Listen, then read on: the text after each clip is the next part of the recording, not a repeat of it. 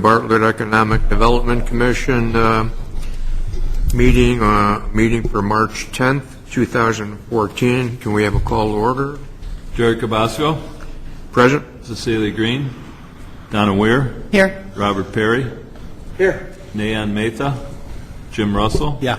Jeff Petro. Here. Tracy Smadilla. Here. Mike Sobel. We have a quorum. Okay, next item on the agenda would be the approval of the February 10th, 2014 minutes. Any discussion, or do we have a motion to approve? Sure. For a second. Motion to approve. Don't everybody speak up at one time. Have a second on that? Jim. Yeah. Got it. Motion carried. All in favor? Aye. Okay, I thought you would be. Okay, next item would be the update on downtown enhancements recommendation. You want to give us a little Thanks, Jerry. overview on that, Tony? This is a well-known item to all of you. It's going to remain on our EDC agenda for a while, and this is the latest and greatest in terms of the update. So the EDC's recommendation, actually I should say the 24 recommendations, were considered by the village board at the committee level, not the last meeting, but several meetings in a row prior to that. And one of the major recommendations, as you know, was to pursue the creation of a new downtown tax increment financing, or as we say, TIF district. It's easier to say. That was presented to the Committee of the Whole at its meeting of February 18th. And at that meeting, staff presented the committee with a TIF fact sheet from the Illinois Tax Increment Association.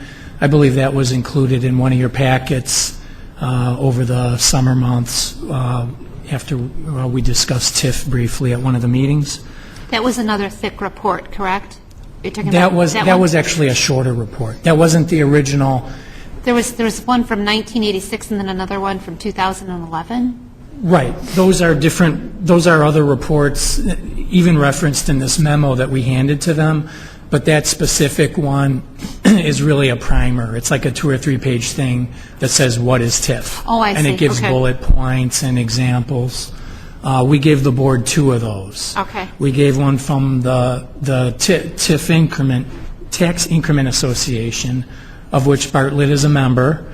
We do have active TIFs currently, and we used to have a downtown TIF, so we've been a member of that for numerous years. We handed that out. Another TIF primer from SB Friedman and Associates. They're a TIF consulting firm, and they do the same thing.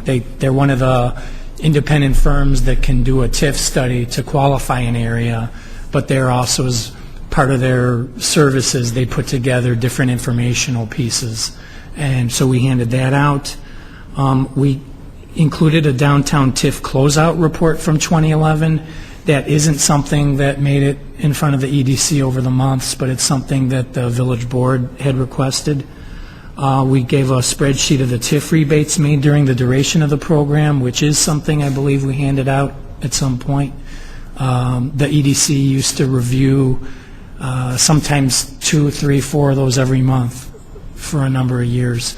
Those were TIF rebates, 30% rebates on improvements in the downtown TIF, and a copy of the original TIF redevelopment plan that was done by Tesca Associates back in 1986. So, yes, Jim. Those, you said you had a couple presentations from those TIF companies. Last time we met, you had said that a TIF proposal, for lack of a better word, would cost X number of dollars, Correct. Generally expensive. What they presented, is that different from that, or is that something that they paid for, or was what they presented, was this something for free, or was it a paid for thing that for them to do? Because you mean what was presented Yeah. to the village board? Yeah. Those were just merely, those were actually just documents that they provide free of charge to anybody. You could download them from their websites, as a matter of It's like fact. That was general different than overview, not a TIF specific. study. Okay. The TIF study example we handed out was the one that Tesca did back in 1986. Of course, that was a more old-fashioned TIF study than people would see today, but the basics are the same. The qualifying factors are essentially the same now as they were in 1986. They get tweaked, but they're essentially the same. That particular study, if you recall, gave an analysis and a recommendation more or less on a block-by-block basis, and a lot of the TIF studies go even building by building. So you're right, it has to be done by a TIF consulting firm, an objective outside firm, and it's hard to pinpoint a cost. I always say 25 to 30,000. They vary based upon the size and the scope of the TIF. A 2-acre TIF with 4 properties will be cheaper to qualify and study than a 25-acre TIF with 100 properties. So basically now, after this has been presented to them, they have to say yes or no. Then if they said yes, that's when we would go and say, we pick one of these and hire it. That's correct. Okay. Well, That's correct. Even ahead of that, and thank you for sending me that document, Tony. I had a chance to just peruse it very quickly, but again, I'm unclear as to, I mean, it looks like what's been presented to the board is really just the data from the past. Has there been any benchmarking against those previous studies as to what's been done to date? Because it looks like there's been a lot of things you could tick off, and rather than going through another onerous study, is it possible for us to just revisit the previous study? So much of it has changed. Since the 1986 report talked a lot about the contaminated industrial properties where the town center area is now. Yeah, I realize some things that some have of that is changed. erroneous, but some of those things, again, as we go back to our discussion in the summer, some of those things are really kind of, ideas that would be What you'll have to do, though, relevant too, today. is you'll need a fresh study in order to defend it, and defend might be a strong word, but in order to defend it to the school district and the library district and the park district, who won't be getting that income, if we declare it. So they're going to want current information. Certainly, yeah, and I certainly understand that, but I'm thinking if again, it's a large amount of information that we're presenting to the board, I'm wondering if there's something that we as a commission could do to help condense some of that information for them, and just pick out 1 or 2 or 3 things that we think are, highlighted from that period of time that are relevant today. Right, at this point. So that perhaps we can get, maybe a more modestly priced study. Put it this way, is it a requirement, like when you buy a house, you're required to have a lawyer for closing? Must you have a TIF study in order to proceed? You actually do. So you got to pay either way? Right, it has to be qualified and documented. I mean, I've been looking at it for years. Things like deleterious layout, obsolescence, poor infrastructure.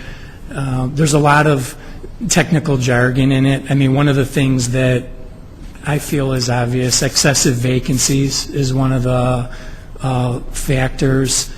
Decline in equalized assessed value. It's very comprehensive, and because it does get questioned and sometimes challenged, it's its own industry of consultants who work, through these TIF approval processes to make sure it's airtight and that it does qualify. Do they defend that report then? If, like, say the board says, okay, we challenge this, would somebody from that TIF company that put it together come and say, okay, I'm here to answer your questions? Yeah, they work for the village, so to speak, during the process. Okay. Yeah, thank you, Jim. Jim's reminding me, you have to convene a joint review board to review the TIF study. Now, we do a joint review board by state law once per year, usually in June or July. By law, we invite all the various taxing bodies. In Bartlett's case, we invite officials from Kane, DuPage, and Cook County, because our TIF span all 3 counties. We invite any taxing body that is affected by it, including mosquito abatement districts. So by law, we invite them once per year to review the status of our TIFs. That's the one we did in the daytime? That's right. Last year? Okay. Yeah, that's usually myself and Todd Dowden usually present the reports, and we go over Todd goes over the financials, and I go over the development status or lack thereof. But that's a state requirement. So every community in Illinois that has a TIF does that for each TIF. You go through the same process when you do a TIF study. You convene all of them, they review it. One of the differences between that presenting a new TIF study is typically they're just reviewing whether or not it actually qualifies by the state criteria. They might not support the TIF, but what the Joint Review Board really does at that point is reviews the eligibility report. So that's a great question, but that's the mechanism of it. And there's the same legal requirements for notification that the village has for public hearings. So there's a timing process. It's open for public scrutiny as well. So Jim had mentioned a few months ago, it's a several-month process to go through it.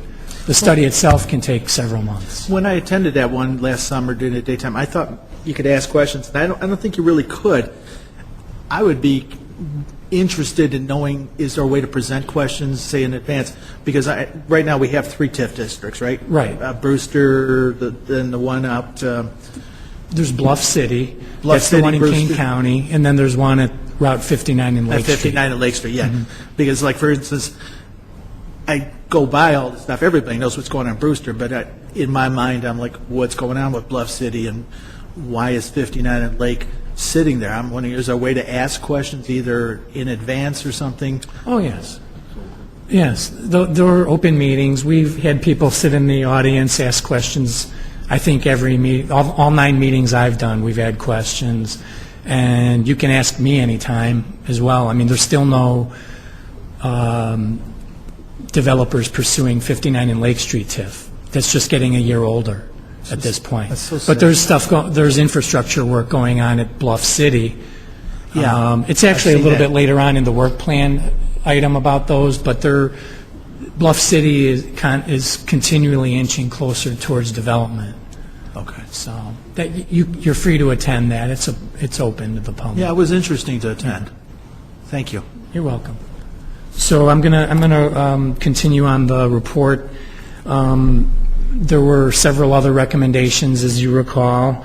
I had initiated contact with CMAP per one of the recommendations by the EDC, and 3 employees of CMAP contacted me and came out to visit Bartlett about 2 weeks ago, and we sat down and we met to discuss what type of study we would be initiating. Now, we haven't applied yet. The cycle hasn't opened yet, but it's going to open up in early May.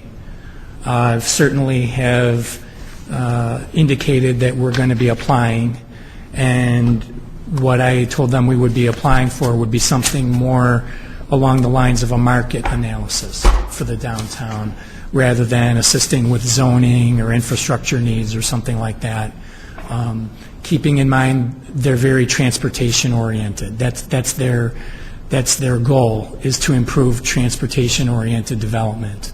So it was a good meeting, and I'm in contact with them. So that's something we're going to apply for. There's never a guarantee of getting it, but it certainly helps to meet with them and discuss exactly what we're looking for. They declined the 501-page report, by the way, but I summarized it for them. Quick question, Tony. Yes. You mentioned it was transportation tendency, Transportation oriented, yes. and what would be examples of that? Their goal is to assist communities, specifically in some of their programs are based around mass transit. They want to alleviate road congestion and promote transportation-oriented types of development, like Bartlett Town Center. So you recall this originally came to you folks last June as a strategy of how to attract more foot traffic from train commuters to businesses around the downtown. That's not exactly what our CMAP study would be if we do it, but it would have a lot of elements of that in it. And so many of the recommendations the EDC made really fit into that, like improving the traffic flow, promoting more local events, trying to develop really a focal center for the village, which is what the whole impetus behind the town center project was many years ago, was to help create a focal point for the community. So the CMAP people were real receptive to it. It's a relatively short application, and all I can say is we're going to submit in May and see how it goes. Hopefully we'll get it. If we do a TIF study, we don't want it to really duplicate that type of study. We want it to focus more on the market rather than how do we develop this building or this block. So that's something that I feel is promising at this point. One of the other recommendations we made was to do it was one of the first recommendations was for the sandwich board signs, and we have actually recently put in the order for those. We're going to have 4 of them, and initially we're going to have 4 events. We would make up posters for each event. The kind of signs we're ordering, you create a poster for it and you secure the poster inside of it so people don't fiddle around or steal letters. I was originally going to buy one with magnetic letters. So the 4 big downtown events that so far we've decided to have posters created for are Farmers Market, Festival of the Arts to work with Cecilia and her group, the street dance, and Heritage Days. So that we're excited about those. We should be getting those fairly soon. And last but not least, in the memo, we will update all of you via email when the Village Board Committee is scheduled to discuss the potential TIF district. And I'll ask Jim to correct me if I'm wrong, but as of now, I believe it's going to be scheduled for April 1st, the first Tuesday in April. So that would be a good, yeah, Jim said that would be the earliest it would make it on. If it doesn't make it on the agenda also, I'll let you know. But that would be a good one for some EDC. How big the signs were? I can't remember the measurements, but just visualizing them, they're probably about 4 feet tall, and they're sandwich boards. They're yellow sandwich boards, so the signs are maybe 2.5 feet wide, 3 feet high or so. Not as visible maybe if you're speeding down Route 59, but we're going to put them around the downtown area and around the train station. It would be very visible. People are definitely going to notice them. So these aren't all going to be at the train station? No. I was going to order 2 of them, which I understood the original recommendation to be 2 of them, at each of the split platform sites, and Jim wisely advised me to order 4 rather than 2, so we could put a few others, maybe one by Gorski's or maybe one further down, maybe West Bartlett Road, not be just hamstrung with the 2 at the platforms. Did I hear you right? They're weather tight. You're going to put the poster behind plexiglass or something? Yeah, you secure the poster, under a plexiglass. So it's. So you're creating the posters, not the event planners? Yes, they're going to be very simple posters. That was one of my concerns. I'll use Arts in Bartlett for an example since you asked. There's a logo for the art festival, and every year basically the dates would change based on the calendar. So it's my understanding something for the art festival would essentially say Art Festival with the logo and maybe change the dates over the course of years. Similar to what we do for the banners we ordered years ago. The EDC ordered banners for Heritage Days when it started, and we get vinyl basically like stickers that change the dates every year, so we don't have to buy new banners every year. So that's the same plan for the signs. Mike's not here tonight, but he helped me figure all that out. Do you know if the free parking signs around the area have been ordered? It's my understanding, they are up. Installed. Yeah, they were made, that was the Yeah, very first over by- recommendation by the Over EDC, in the east lot, and they did them. Yeah. in the east lot. East lot. The Metro lots, I The thought Metro, they the were Metro all- East lot, Should be yeah. around Metro lots. It's all, Yeah, that's- it's all free parking all over there. Yeah, I think they put them up. I don't know how many they put up, but I know they did. They I've put seen them up throughout the various Metro lots. That was probably the easiest of the recommendations. That was the first thing that we did. Okay, I'll look for them closer. Me too. And it seems logical to me to put one up by where you go to pay for your parking, because, you know, I'm sure people are still paying on Saturday and Sunday. That I haven't heard. It's not yet, there if because, that's I know changed it's at all. not there because we were there on the train platform last Saturday, and I know there isn't anything that would tell somebody that they don't have to pay on the weekend. Okay. We can pass that along, too, to Public Works. Public Works fabricated those signs, so Are we they did that metal signs in-house. on poles, or are they just attached to an existing pole, or what? I'm not sure. Do you know? I don't know if usually they put the pole up in a new sign. They don't usually, double them up on the existing sign because they calculate how high they are and everything, so Right. there's usually not room for two of them on those poles. So they Yeah. usually, when they put up new signs, they put up the pole and the sign. Do we know the number of signs that they're putting up? I can find it out. Yeah, I don't know how many they put up. Put it this way, do you have spares? I personally would like to know, because I think it's important. Yeah, I can find out. Do you have spares, or of all the ones that they've been made, used up? They have a sign shop, and then anytime they make a sign, they create a template. So if they need a new one, Oh, they just one print gets some more. broken down, they just since they got like lettering on it, they can pretty much do anything, and they always keep a template. So like broken sign, they put up a new one. Same thing with the poles. They keep a big inventory. They got a piece of equipment that yanks those poles They out of the just pull ground. the screen and run some new ones? Yeah, they're pretty efficient at it. Do you think they might just be able to give you a map of X's on it? Where it's at, sign here? We can map it, yeah. We have a GIS system, so we can put those on yeah. their computerized, so. They have a sign guy. We'll just ask how many. Yeah, and then we'll map them for you, so, too, so. No, they Public Works, they know where they put them. I always see that sign that says no parking. Right on the south side of the street, there's a no parking sign. I see it all the time. It's all Settlement Street. Right across the street from the businesses. There's a small parking area there. People come in and out. It's been there forever. Where's that at? Yeah, I can't picture that. Right on Main Street. By the light bulb, or what? Just west of the light. Okay. Just west of the light. Where the train station, where the old train station is? Closer to Banbury's. Yeah. Yeah. There's a no parking sign. It's been there forever.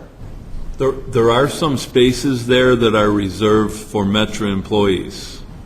So it could be one of those. I thought they had a sign that said reserved for Metro employees, and then there's also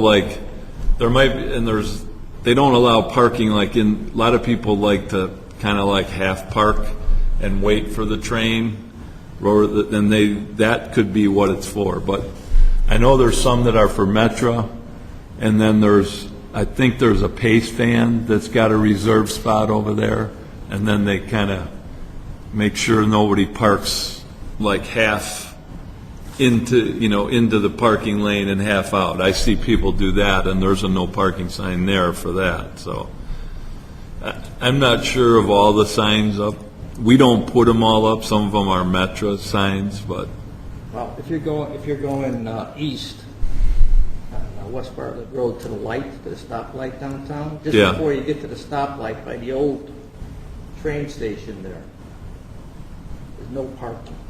on the train station side, Yes. I don't, yes. Near where that museum South is now. side, the Okay. south side. it's on the south side of the street. You see that sign? That'd be the Banbury side. I know that the History Museum has a loading zone for people who come to visit the museum, like Yeah. in buses and things. That might be what he's talking about. I can look at it. I'm not I can't think of where it's at, so if it's up there, there's a reason for it. That's all I can say.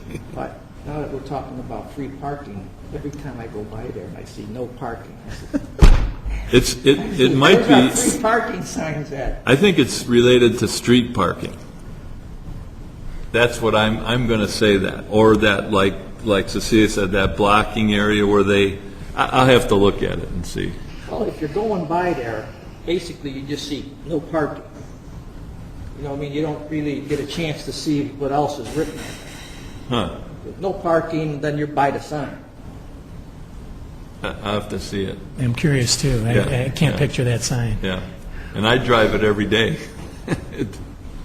So, we'll take a look at it. Okay. Nick, we'll get you a can of spray paint. Yeah, there you go. Can I ask a question about the CMAP? You said you were talking about possibly conflicting, or want to make sure it doesn't conflict with the TIF stuff. I see the word grant.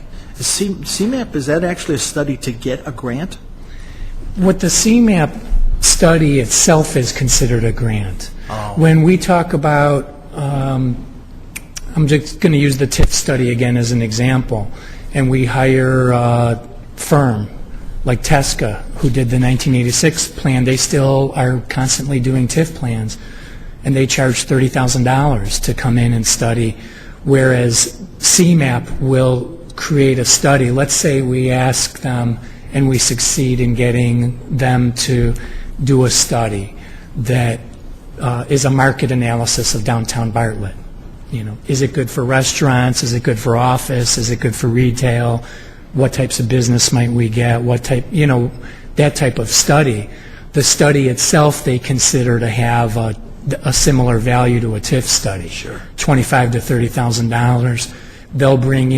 They can bring in panels of retail experts, they told me, to analyze an area. The people themselves with CMAP are all certified planners and people familiar with economic development.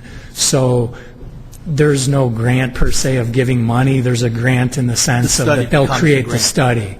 They'll create a document we can use in moving forward with our downtown without charging us for their expertise. Are they eager to do this?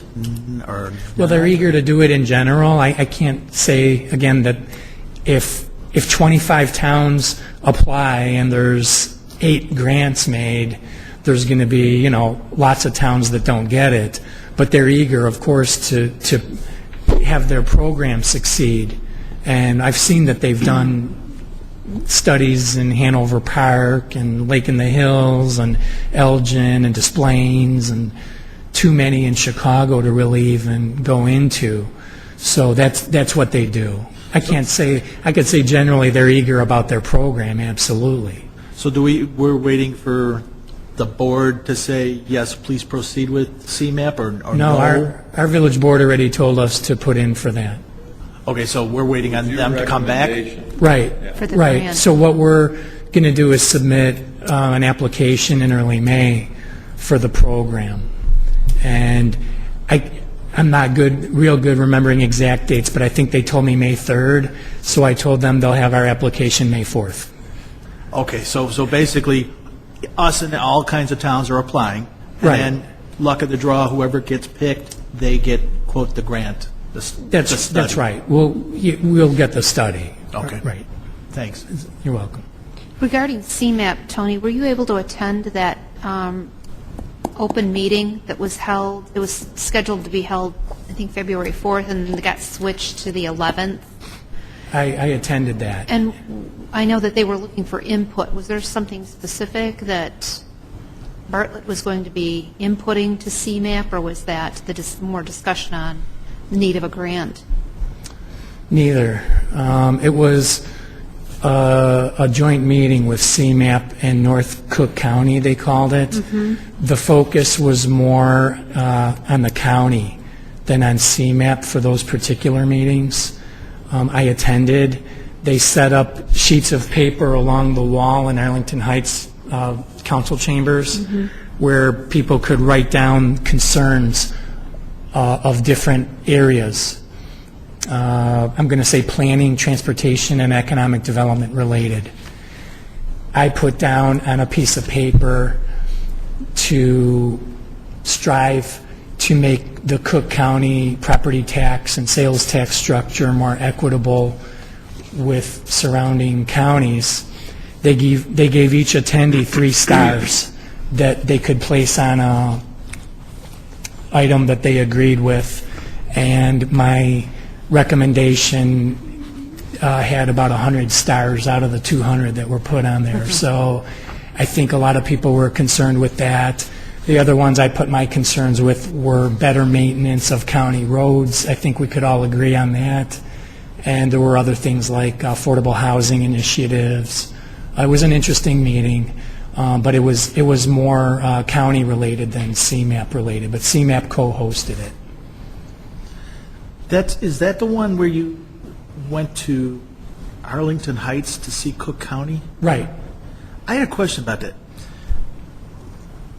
When I used to attend town halls, every once in a while we hear somebody come from DuPage, and I've heard many times that, Cook County, Tim Schneider, ready, willing, able.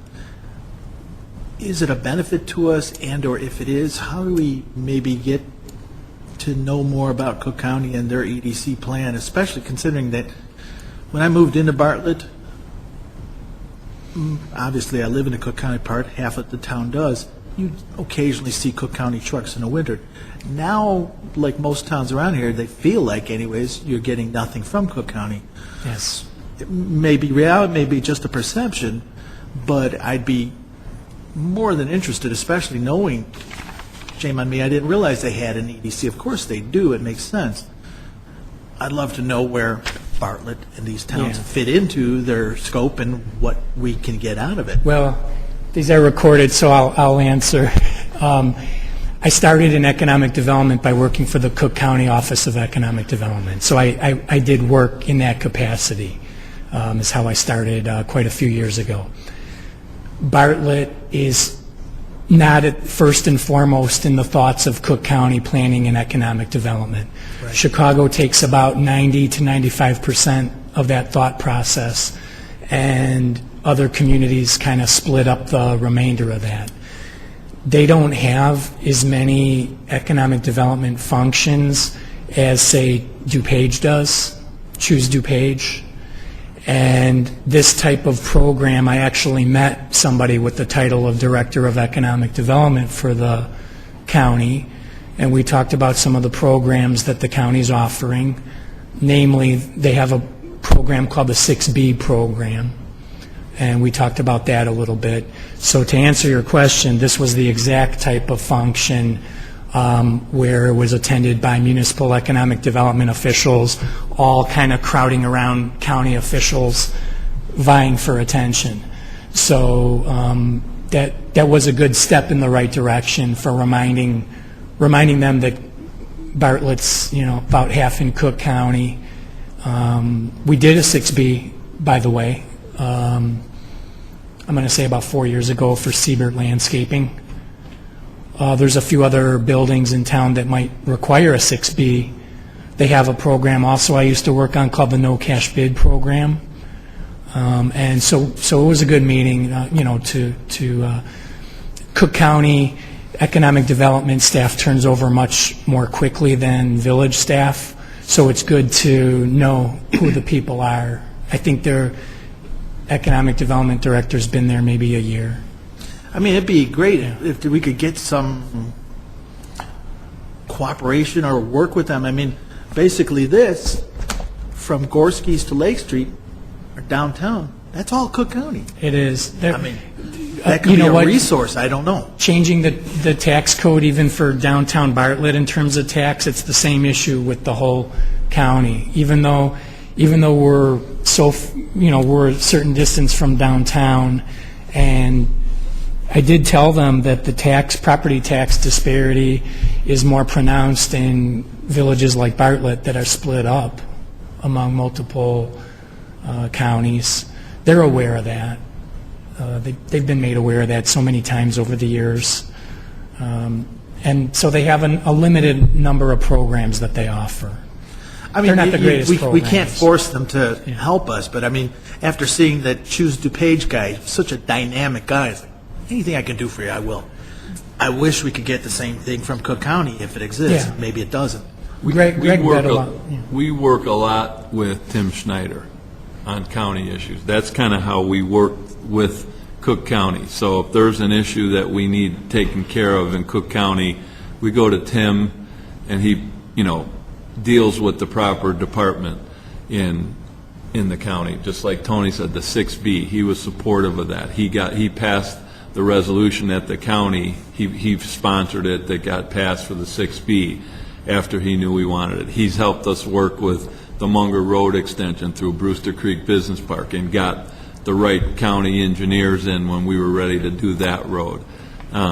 He's worked on other initiatives, stormwater work in the county, easement work for MWRD. So he's very active with the village and with the township, and so that's kind of how we work with Cook County. For years, we had a county commissioner who didn't even probably know where Bartlett was, And Tim's very active with the village. He's active with the communities that he represents that are in Cook he's County. A good guy. So yeah, Well, that's has how Tim we seen usually this? work with him. Has he read it?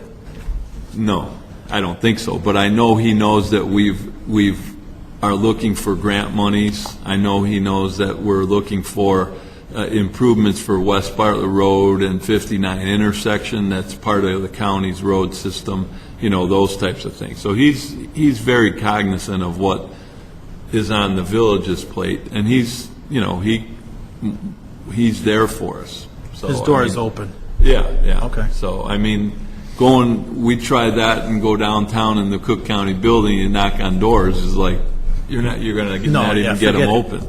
Tim Schneider knocks on the door, these people come out here and talk to us. Good point. So But in he's effect, done- he's our, alderman, congressman for the county. Well, he's our county board representative for the whole area, and when we've had issues in Cook County, Tim's been there for us and been supportive and has helped, with some of the initiatives. That's, his responsibility. How Munger Road got built is partly his, working behind the scenes and getting it in the county's capital improvement program. That's a big accomplishment. So, and likewise in DuPage County, we have DuPage County board reps who have done things for us and we're on board with. And the stormwater detention area that was built west of Home Depot, that was a county initiative that Jim Zay was very active in. So the county board representatives that are out in this area, our village administrator and village president and trustees are in touch with on issues that they can help us with. Thank you.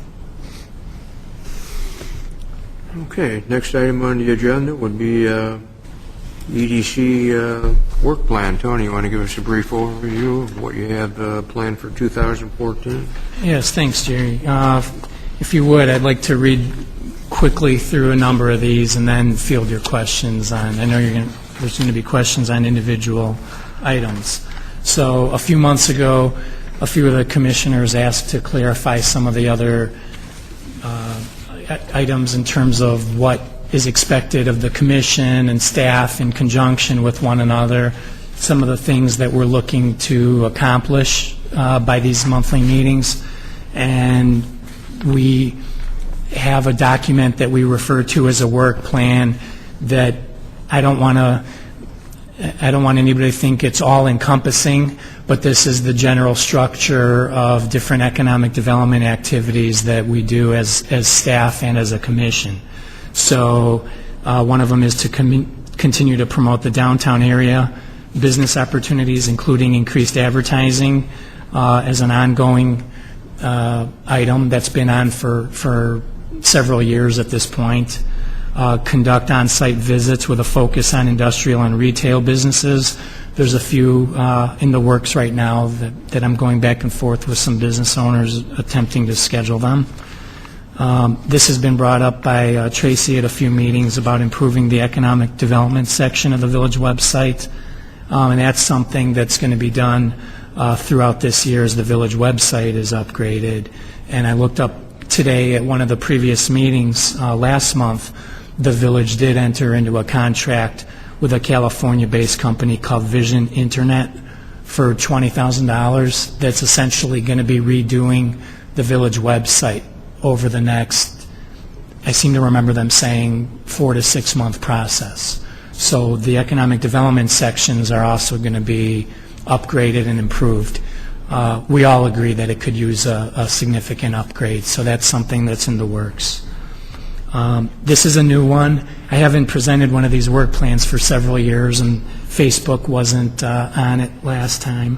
So I put that down as an ongoing project with 120 plus posts in 2014. I added them up recently. I did 144 last year, and so far this year there were 12 in January, 14 in February, and 3 in March.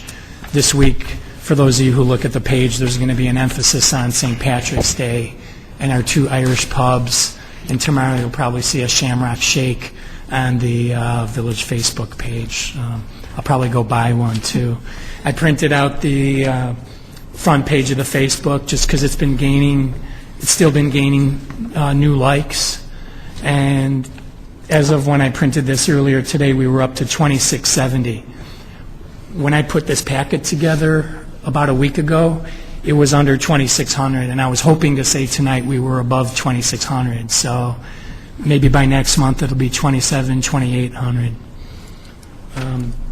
The next one's almost always on there to ensure that EDC activities are consistent with the village's strategic plan, including the analysis of the downtown enhancements like we just were talking about. I'm not going to go over all those again, but my bullet points on that had to do with the signs we're ordering, the CMAP study, potential TIF, and also, didn't mention it, but an upcoming meeting with the ECC Spartan Marketing Group. With what? Yeah. And the strategic plan process that the village board just went through incorporated some of the EDC's recommendations in the strategic plan. So when that circles back out to you, you'll see those recommendations added to the village's strategic plan that you made to them in that document. Yeah. Okay. Yeah. You'll see when the strategic plan comes out, a lot of the elements that you see on it include a lot of these, like Brewster Creek Business Park and marketing and downtown improvements and things like that. So that's a good point, Jim. Thank you. This is not one of the more exciting things, but it's one of the ongoing duties, is to collect and update the data for available commercial, office, and industrial space. We do post it on the village website. I always say this is part of the nuts and bolts of economic development, and it's still early March, and I've probably sent it out 25 times this year. People ask for it. People pop in and ask for it. People call like me. Realtors or what? I'm sorry? Like commercial realtors? Who's asking? Usually businesses that are looking for space. Oh, so they just call in the village and say, do you have a list of available? No kidding. Yeah, that's the way a lot of them come in, looking for space. A lot of times it is brokers who say, I have a client who's looking to do X, Y, or Z, and they're looking for 2,000 square feet. What do you have? So that's one of the ongoing things we've been doing long before I started with the village database. And I strive to update it 6 times a year minimum. I think last year was 8 times. It's hard to update every month, But kind of jumping ahead, but when something huge like Dominic's becomes vacant or Tuesday morning, you just have to update it. But every time a 1,200 square foot user leaves a strip center, you don't necessarily update it, but, you know, a certain amount of times a year, really 6 is probably minimum. This is one we just talked about a little bit, maintaining communications with state, county, and municipal ED offices. I did want to mention something on this, and Tracy asked about that meeting with Cook County. In 9 years with the village, last month was the first month I had meetings with all 3 counties. So I want to put a little star on February in 1 month. Yeah, thank you. Kane County hasn't had an economic development arm for probably over 3 years at this point. But they hosted a Kane County Economic Development meeting about 2 weeks ago. There was that Cook County meeting, and there was also a Choose DuPage meeting about their marketing strategies. So it was good that I had this on the agenda tonight, but also there were state economic development officials at the DuPage and the Kane County meetings. Yes. When they have these county economic development commissions or meetings or whatever present, is their intent to say this is what we're doing, or are they there soliciting for input from the various towns as part of, i.e., when Choose DuPage has their meeting and Bartlett attends, are they looking to hear what Bartlett would like, or are they looking to tell Bartlett this is what we have in mind? A little bit of both. Their meetings aren't always exactly the same. Like I said, Kane County I haven't been to a Kane County Economic Development meeting for, I can't remember, maybe 3 years. Chris Aston used to be the director, and then he left there, and they disbanded the organization. And I'm going to say that was probably 3 years ago. That was in a room a quarter the size of this, with every town around a table, going around taking turns talking about their town. DuPage County was talking about marketing and public relations for the whole county.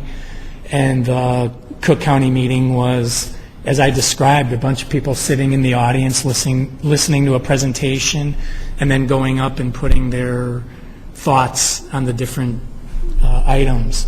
So they're different. They're not uniform. These aren't official county meetings. They're economic development meetings. So it's not in a chamber with, you know, the rules of order like this meeting. It's not that type of meeting. So it's a little bit of both. Are those also public meetings? Sometimes they are. You know what? Sometimes they are and sometimes they aren't. The Kane County meeting was all economic development officials, and the DuPage meeting was economic development officials and major business owners in DuPage County. People from McDonald's and Molex and, you know, huge companies throughout DuPage, Calamos Investments. Some of the real big companies attend those. But not EDC commissioners from various towns? At that Cook County meeting was open to the public, as far as I know. Yeah, some of the Choose DuPage meetings, they're different. They're invitation, usually. If there's ever one that I can see is open beyond village staff or elected officials, I'll be sure to let everybody know. I think that would be helpful. Yeah. I think particularly when there are other economic development commissioners in attendance. I think it's nice for, you know, those that are interested on this commission to attend and, you know, to pick their brains to see, you know, what they've done to perhaps overcome some of the challenges. And I just think that it would be great for us to start building relationships with those agencies as well. Sure. And certainly help take some of the burden from staff. I mean, for us to provide another set of ears and eyes, I think is helpful. And I certainly think that, especially as you alluded to Cook County, even if Chicago was getting the lion's share, I think there's, you know, certain towns within that 5% that can, you know, squeak loud enough and have elbows that are sharp enough to at least get somebody's attention to, you know that we're very interested in their support. I agree. I'll keep my eyes and ears open. Like I said, the ones for DuPage and Kane, honestly, were just all I saw was economic development people and a few business people at the DuPage one. The Cook County ones usually are a kind of a larger, open type meeting. They don't have them very often. DuPage, they have that, what, down by the courthouse? No, that meeting I attended was at a hotel in Lisle. Oh, okay. Moving on, reanalyzing development of potential of TIF districts. I put that down as directed by village board, and like I mentioned, they'll be considering that at their first meeting in April, unless that gets bumped to another meeting. We'll keep you apprised of that. And if we do the TIF, the EDC will be involved in the process once we hire the consultant. Yeah. And it'll circle back through you, just like the town center did. Then you know they'll ask for your recommendation. So Good. you know that's how we've done it in the past. So That sounds great. yeah. So you'll be actively involved in that. The next one I put a star next to, and it really should be first and in bold, because this is something I've been working on almost daily for the past 2+ months, is working with Cole Real Estate and CB Richard Ellis to market the former Dominick store. Since the last time when I had reported the 13 grocers I had spoken with, we've added 6 more, up to 19. And the long story short of it is Aldi's is still the only one at this point that's considering the space. There is a silver lining to this, is that my latest meetings and conversations with the brokers and the owners are about the potential for subdividing the space. Big news story last week, Cranes and CNN. Albertsons bought Right. Safeway. Right. What are the repercussions? I mean, for those that don't know, Albertsons is Jewel. What are the About 5 more empty Dominic's too. So, the last we met, you explained the laborious process of Safeway and trying to deal with them, and yet they were willing to keep paying their rent Still to the us, same, yeah. or their taxes, et cetera, and rent on the property. Does the whole game change now that Albertsons potentially is in, and Safeway, for all intents and purposes, is going to be dissolved? We don't know yet. That's the best answer. We don't know yet.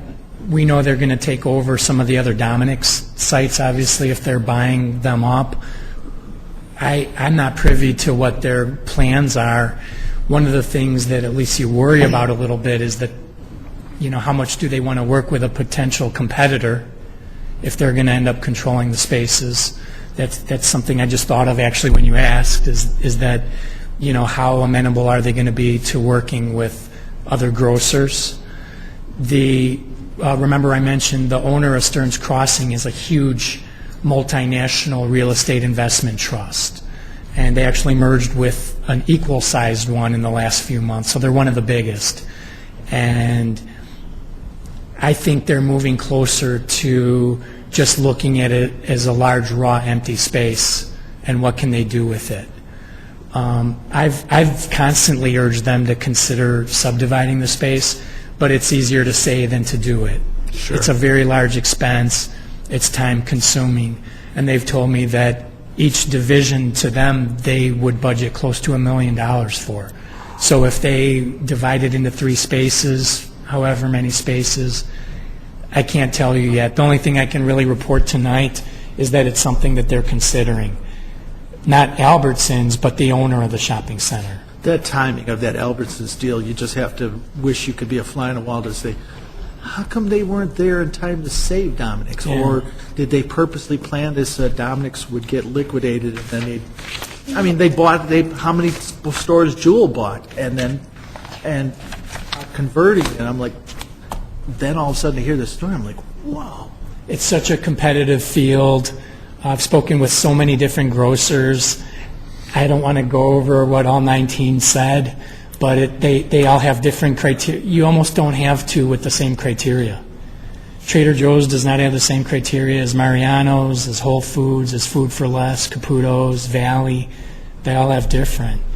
And some of them just simply aren't in a position to continue expansion. The bigger ones are in a better position to just instantly move on vacant stores.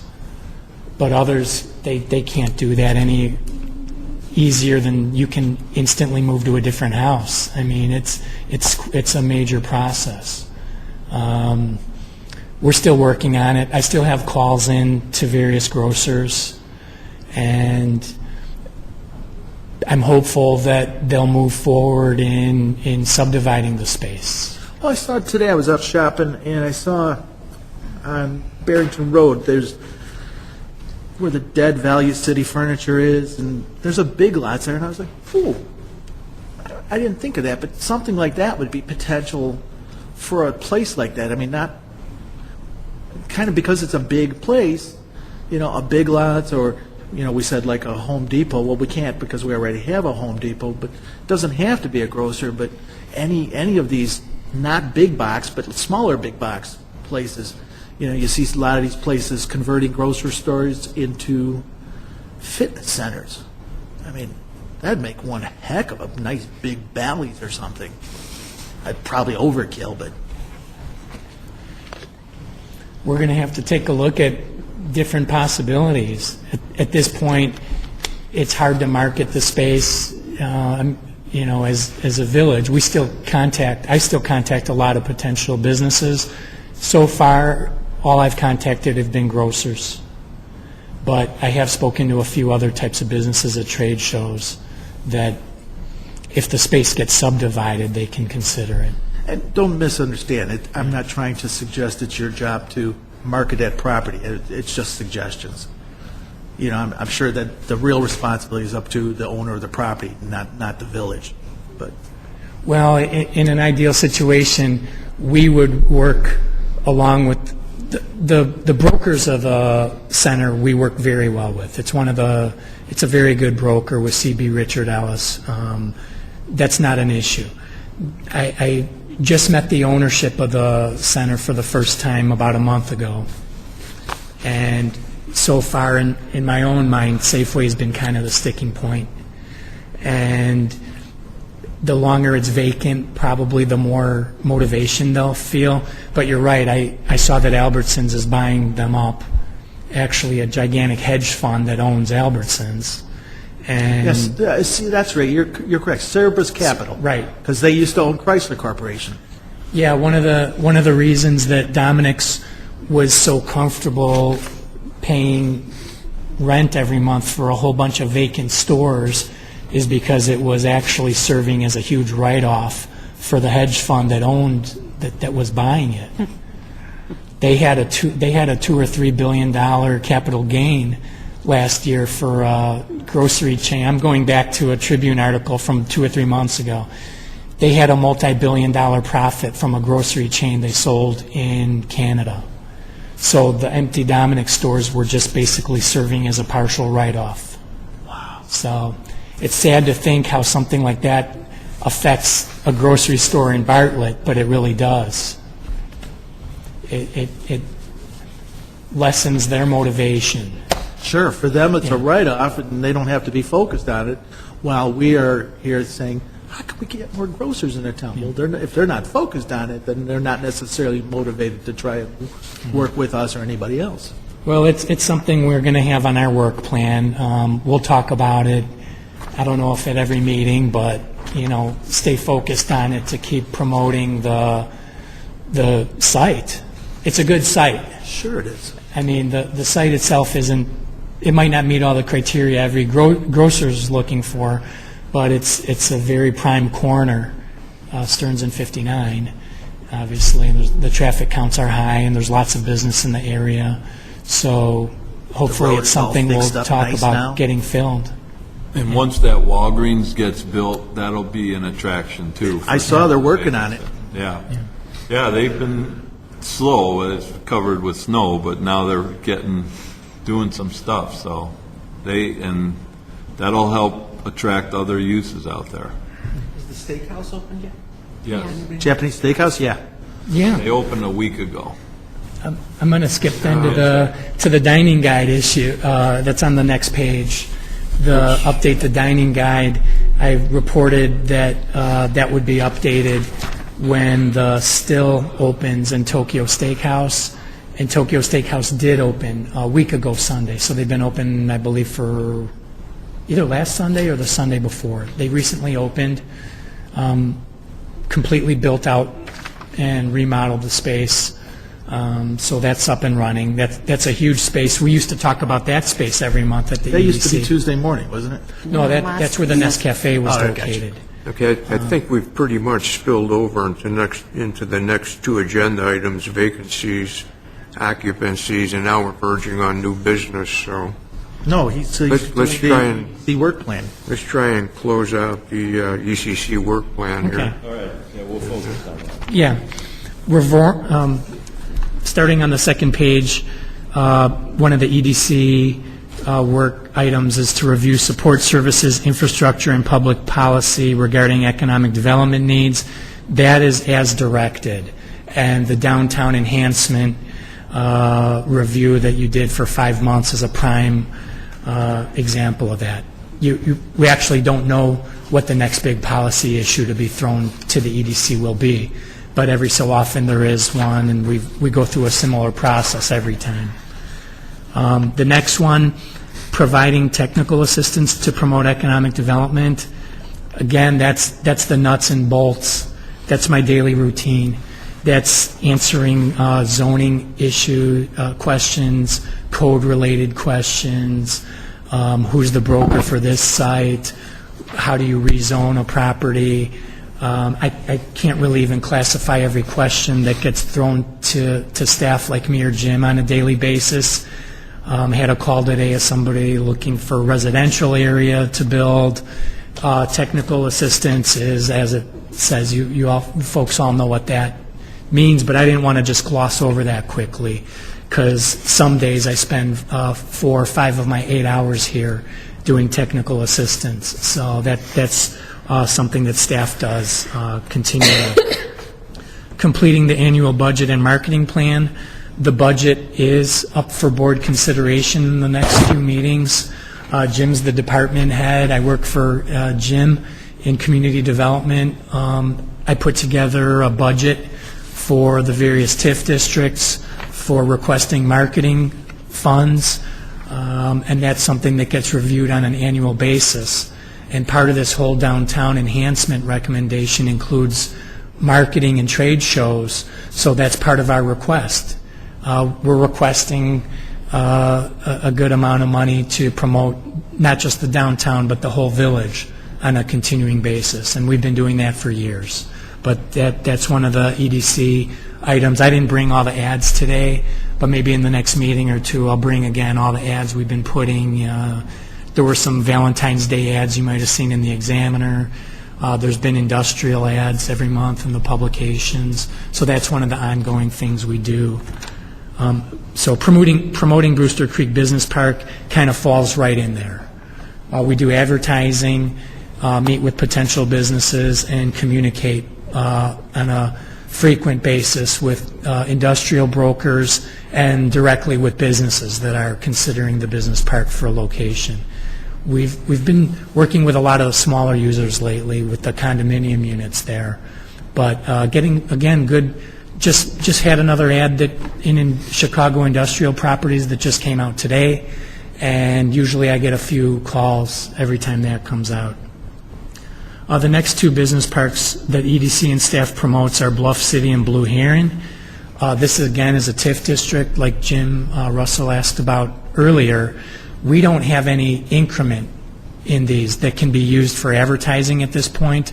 The money is all being used for infrastructure needs.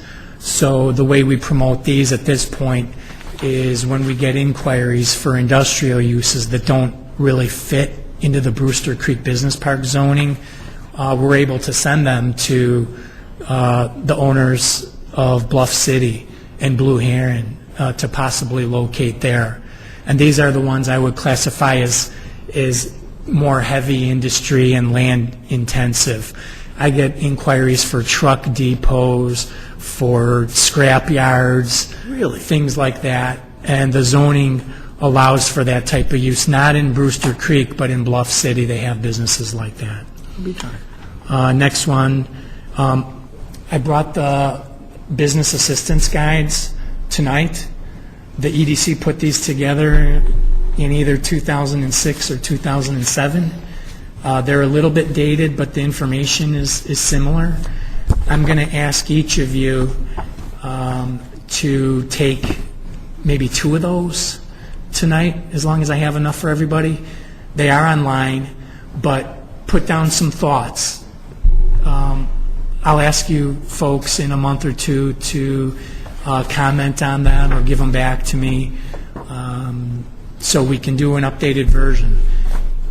Remember, the information is going to be largely the same, but again, Tracy, I think a month or two ago, was suggesting we put information about building permitting in there.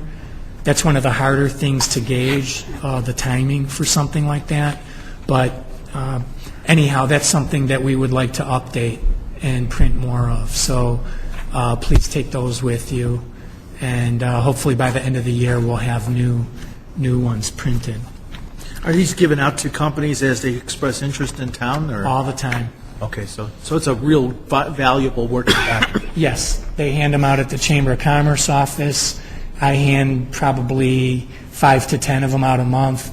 We printed 2,000 of them, and we're probably down to a few hundred still, but that's how many we've given out.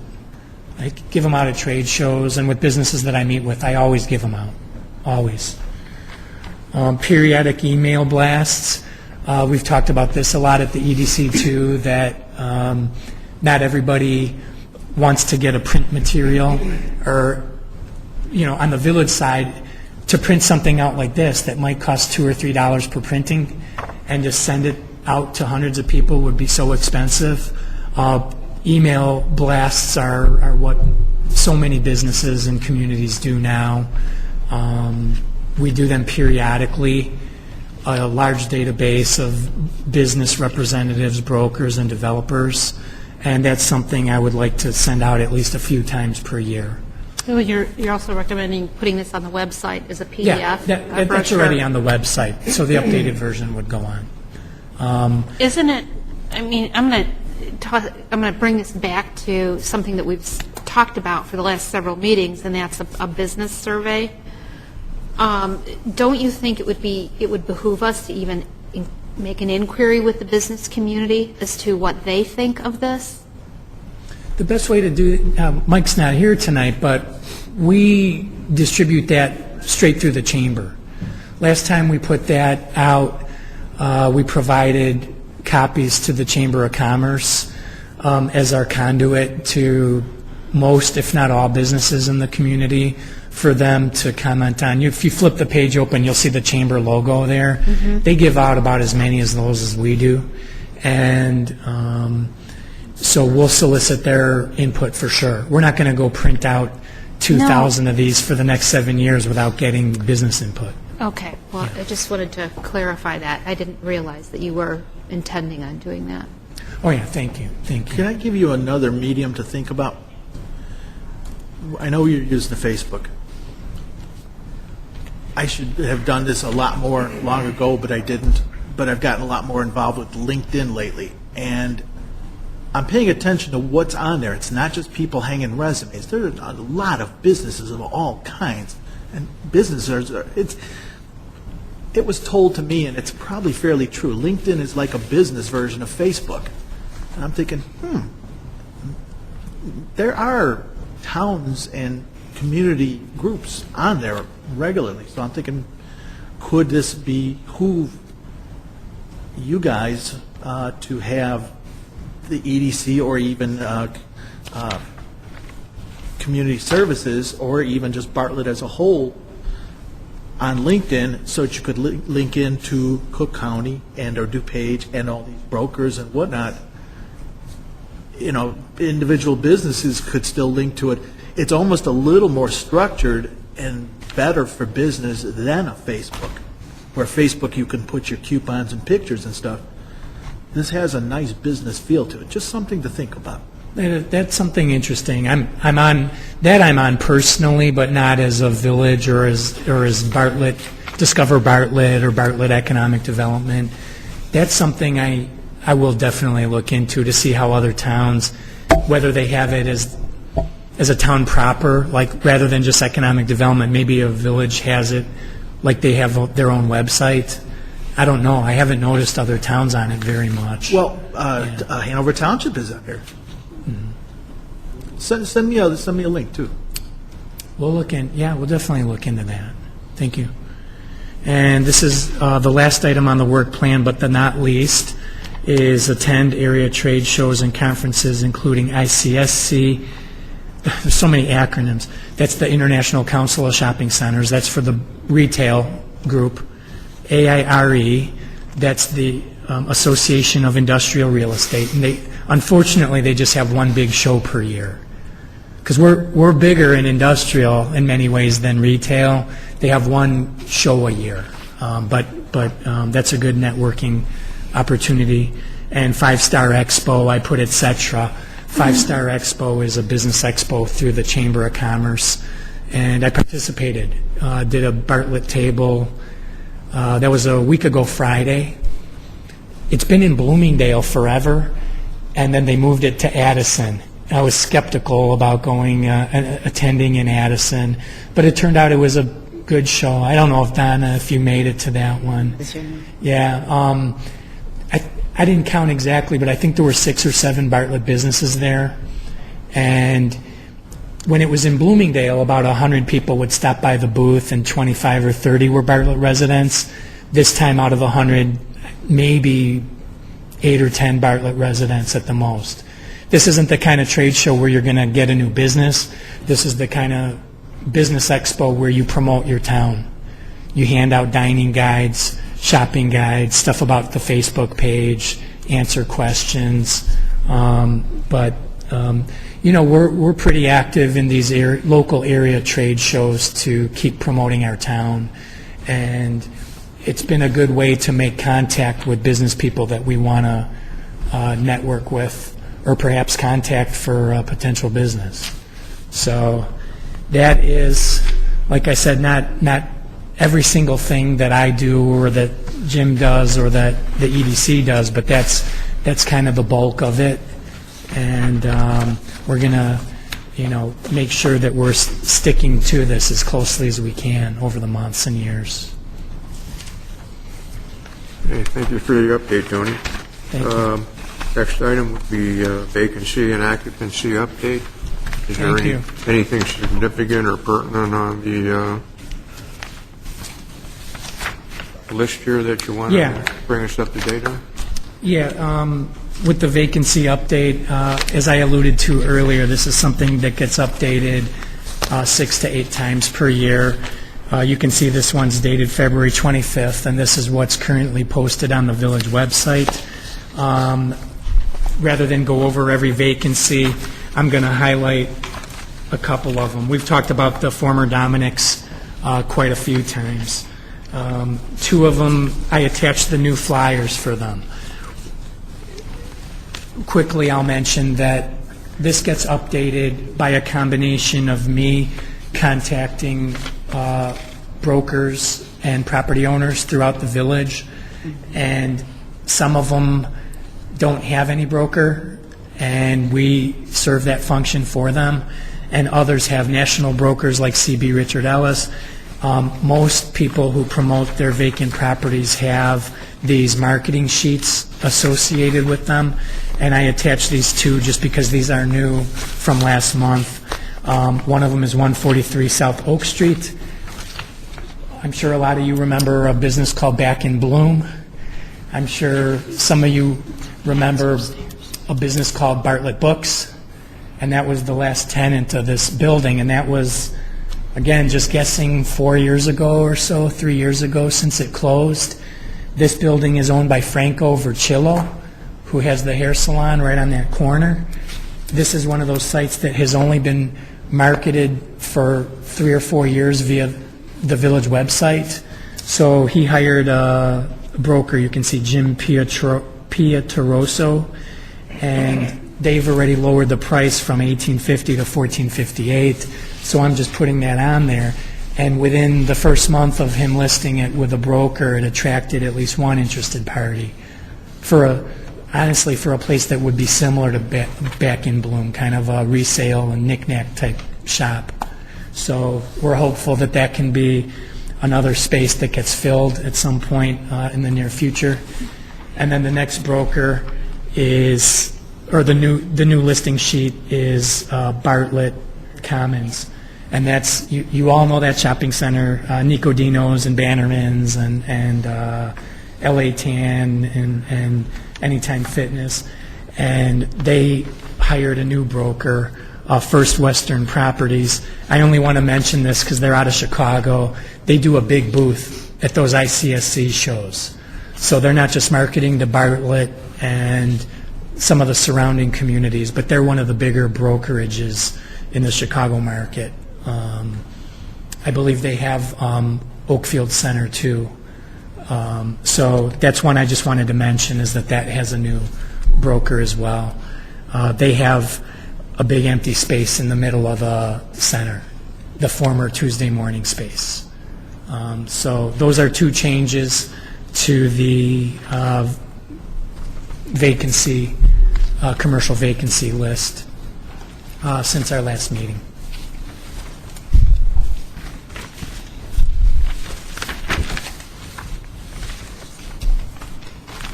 Move on to new business. Sure. Tokyo Steakhouse, I already mentioned. I probably said it 3 or 4 meetings in a row, it's going to open soon, it's going to open soon, it's going to open soon. Well, it's open, I'm glad to say. Stella's Place is open. Those are the two businesses that I wrote up for the next Bart letter. Stella's Place is a little cafe concept with 5 of the video poker machines. It's in Stearns Crossing. It's in the same shopping center as the vacant Dominic site. And so that is open. I spoke with the owner of the Still, which will be 2 doors down from here. He's aiming for a mid to late April opening at this point. So that should be open in the coming months. That's when we'll do the new dining guide. Is once that opens, once they have a website, once they have a phone number, we'll put that in there. I mentioned that a lot of small industrial units have been getting occupied. A small trucking firm opened in one of the condo buildings on Humbracht. And then last but not least, I spoke with Nico Scardino. You know him as the proprietor of Nico Dino's, and he'll be opening La Bella Banquets in the coming weeks. That one's getting fairly close to passing occupancy, so that should be open hopefully also by sometime next month. Where's that at? That's the end unit of the Bartlett Commons Shopping Center. It's the northernmost location, and the last business that occupied that was a J.C. Licht, or a Benjamin Moore paint store. That Benjamin Moore that opened last year? No, that's a Sherwin-Williams. Oh, I'm sorry, not the, right. The new one that opened is Sherwin-Williams. Yeah, J.C. Licht Right. is where the banquet facility is now. Right. Their business, I always got confused because their business license said J.C. Licht on it, but their sign on it said, I think, Benjamin Moore, or the other way around. Yeah. They're two paint companies that merged. So they've been closed for probably, that space has been vacant for, I would say, a year to a year and a half. So it's going to be great. Banquet facility soon to open. What's the status with the tap? Is that closed officially? The tap is currently closed, and I'm going to defer to Jim on this one. I think he knows more about its status now than I do. They were cleaning it up and getting it ready to reopen. However, in my world, every once in a while you have to send an inspector or code enforcement officer out to see things, and they happen to remove the floor and some of the drywall and do some electrical and plumbing without a permit. So they'll be closed for a while, and they'll need to get a permit for that work. And as soon as they get it done, then they can apply for their renewed liquor license, because they will probably have passed the time that it will have expired. So it's not a problem to get them a new liquor license, but they should have been a little more forthcoming and gotten the building permit rather than just tell us that it's being cleaned up. So you never know what you're going to find. How much does it cost to pull a building permit for that kind of stuff? It's pretty reasonable. It's based on the estimated cost of the work. But I mean, you know, there was contractors in. I mean, it's pretty obvious when you see a white van with a rack of ladders on top that it's somebody's doing something. So I don't know how much work they're doing, but it's based on the estimated cost. Maybe a couple $100 for a permit. So the tap isn't going to open soon. Do they get fined when you find that they're doing work without a permit? No, we'll just let them get a permit. We're looking for compliance for the most part. We didn't get any pushback from them, so they were kind of like, do we really need a permit for this? And the inspector said, yeah, you know, you're doing plumbing, electrical, drywall, you know, who knows what else. But it was all ripped up, too. I mean, they took it apart, and, you know. They should know So better. that they should have known better. So we'll see. But they won't get a fine. They'll just get charged with whatever the permit fee is. So It reminds me again of a dining guide. I'm always puzzled as to when to do it. It's always a point in time, and you know, I haven't considered whether to wait till the tap reopens or not, of whether to do it. I'd rather go ahead once the still is open, regardless of their status, to do a new dining guide. I'm seeing some nods, and then if and when things are worked out over there, we'll do a new one maybe earlier in January instead of in April or May, because that's one of the things we hand out hundreds of in Village Hall and throughout the downtown area. We put them in the train station, library. I don't want to minimize this for those of you who weren't on the EDC last time we did it. We printed thousands of them and blanketed the whole town with them. So at some point in time, we went from just putting the year on it now to putting the month on it. So we can say, here's the restaurants as of April 2014. Seems like the more things change, the more they're the same. That's true. Business owners been trying to save money for forever, and that's one way for them to do it. You brought up we should take a look at this business assistance guide and make some markups. About a year ago, I suggested at Town Hall and also at our EDC the idea of the different commissions as well as the board, or not. Would there be merit to us having a group meeting and getting together and sharing what we're working on? I thought of it again tonight when you said to work on this, and I see the chamber.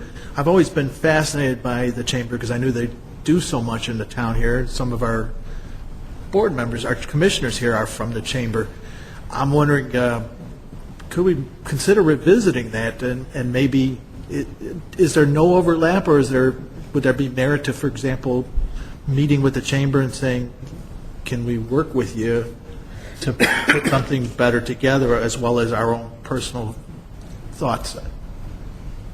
I think there's merit to that. I get invited to the chamber just to update them periodically on economic development issues, including what the EDC is doing, and I can always ask if that's something they're willing or interested in doing.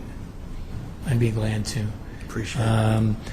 I think I'm going to probably be going there next time in April, because I want to have some, to report on what happens with the TIF discussion specifically. So I'm waiting for that discussion to occur at the village board level, and then, I'll be able to come in and update the chamber on all the EDC recommendations and, what the board's doing in that regard as well.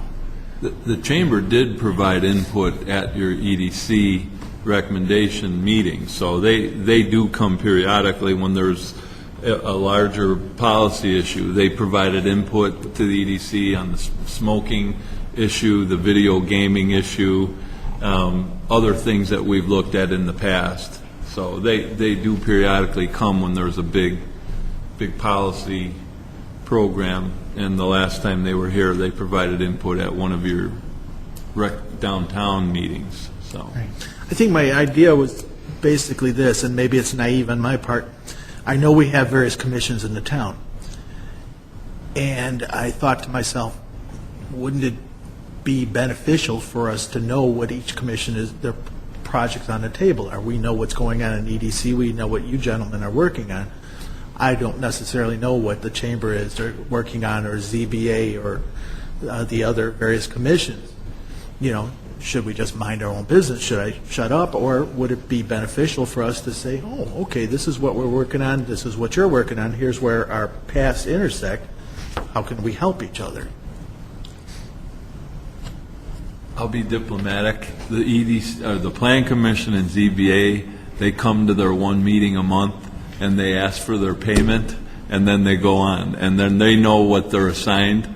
Typically, the village board goes out and meets with the other taxing districts, but as far as an inter-commission meeting, I don't think I've ever been to one.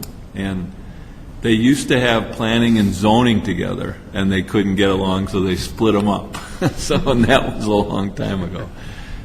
It's not that it's not for lack of interest, but they just are pretty much, you know, whatever they're assigned to do, that's kind of their focus. And their meetings are public, too, so Yeah, you're they're welcome to public, attend yeah. their meetings. So And the they're- minutes are Sometimes posted? Picking up the phone and speaking to one of the guys who chairs it also is helpful. And the minutes are posted on the website, so you can always look at those. Yeah, they do it a little differently. They're assigned a task every month, and if there's no task at hand, they don't meet, and they're thankful for it. I mean, maybe I'm naive. Years ago, I saw when I was growing up where the Catholic Church and the Methodist Church and the Lutheran Church got together and shared ideas, and I thought, we've got various commissions, we've got the chamber. Would it be beneficial to share what we're working on? But, you know, if not, that's fine. Yeah, I think with the chamber it'd be fine, and having their input, and they do provide input. The other commissions, you know, they pretty much stick to their task at hand, and they review it as on an as-needed basis. And that's one of the reasons why the chamber always has a representative on EDC. So, Right. you know, every month at their board meeting, you know, he goes back and whoever the representative is, and they review with the chamber what's going on, and that's how the liaison position works. If they have any concerns, they would report it to their representative, who would bring it, you know, to Tony and Jim. So then, in our case, that would be Mike, right? Correct. Now, is Mike supposed to, or does he, and I don't want to speak for Mike since he's not here, is it also a two-way where he says, this is what the chamber is? Well, Got in mind, or- it's more, I mean, it's, right now, I think it's more, he comes to the meetings as a representative, and if there is an issue, you know, that is chamber-related, he would represent, you know, and give the chamber's, you know, opinion. He can't speak for the chamber, but, you know, he, you know, generally has an understanding of what their philosophy is, and he would bring that up. But it's more, he's bringing back from EDC to the chamber what's going on in the village and what's happening.